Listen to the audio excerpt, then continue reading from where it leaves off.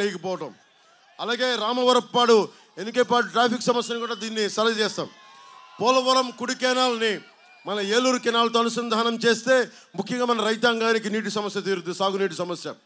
అలాగే కేసరపల్లి బ్రిడ్జి నిర్మాణం, వీటన్నిటిని ముందుండి తీసుకెళ్తాం.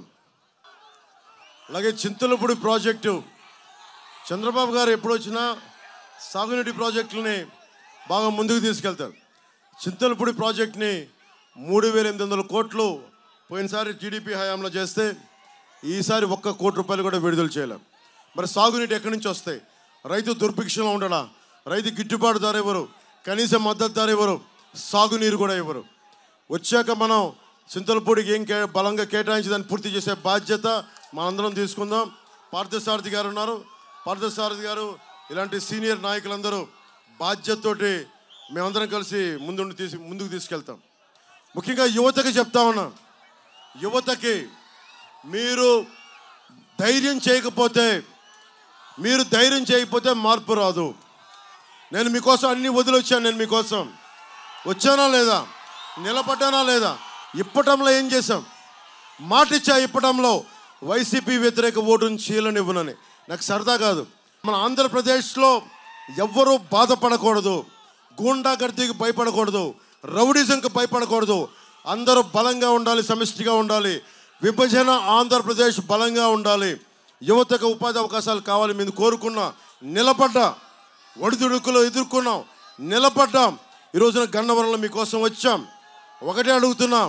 నాతో పాటు వేదిక మీద పార్థసారథి గారు ఉన్నారు. పార్థసారథి గారు నూజివీడ్ నుంచి పోటీ చేస్తున్నారు సైకిల్ గుర్తు మీద. ఆయనకి నూజివీడ్లో ఉన్న జన సైనికులు, జనసేన మద్దతుదారులు అందరూ కూడా, ప్రజలందరూ కూడా పార్థసారథి గారిని మెజారిటీ ఇచ్చి గెలిపించమని కోరుకుంటా ఉన్నాం.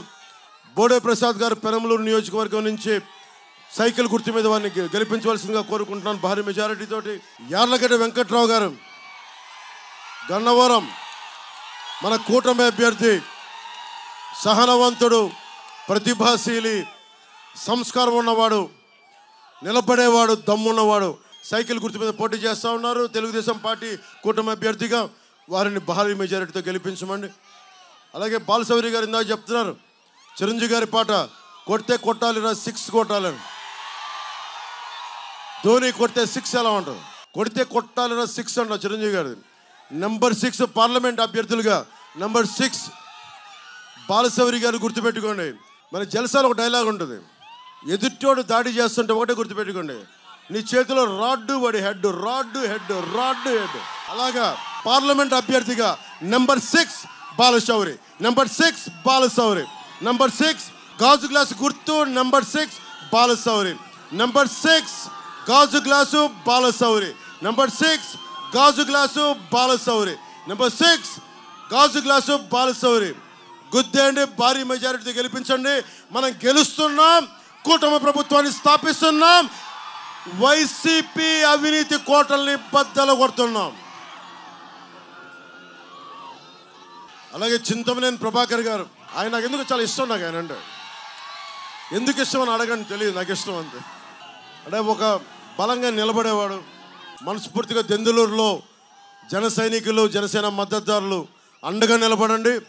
దెందులూరులో స్థానిక ఎన్నికల్లో మన కోసం నిలబడ్డ వ్యక్తి, మన కోసం నిలబడ్డ నాయకుడు, జనసేన కోసం నిలబడ్డ నాయకుడు.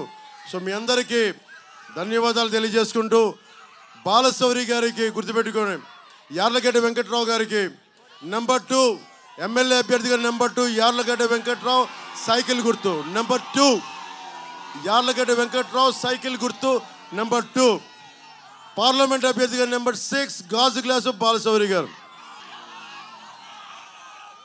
మన పెనమలూరు ఉమ్మడి కూటమి అభ్యర్థి తెలుగుదేశం పార్టీ నుంచి బోడే ప్రసాద్ గారు నెంబర్ 3 సైకిల్ గుర్తుకి, నెంబర్ 3 సైకిల్ గుర్తు, వారు దాని మీద పోటీ చేస్తున్నారు. జన సైనికులు, జనసేన మద్దతుదారులు అందరూ కూడా మనస్ఫూర్తిగా వారిని గెలిపించమని కోరుకుంటా ఉన్నాం. వైసీపీ ఎందుకు దాడులు చేస్తారు? ఓడిపోతున్నారు వాళ్ళు. వైసీపీ ఓడిపోతుంది. యువతకి ఉద్యోగాలు ఇవ్వని వైసీపీ ఓడిపోతుంది. ఉద్యోగులకి సిపిఎస్ ఇవ్వని వైసీపీ ఓడిపోతుంది. సాగునీరు తాగునీరు ఇవ్వని ప్రజలకి ఇవ్వని వైసీపీ ఓడిపోతుంది.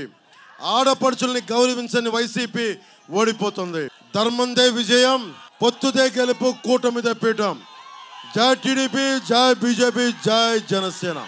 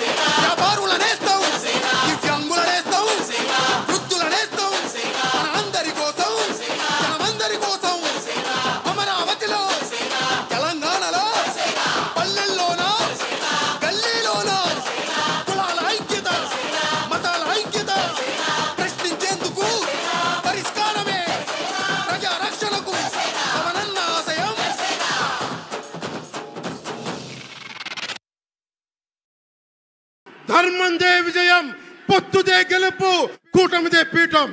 జై హింద్.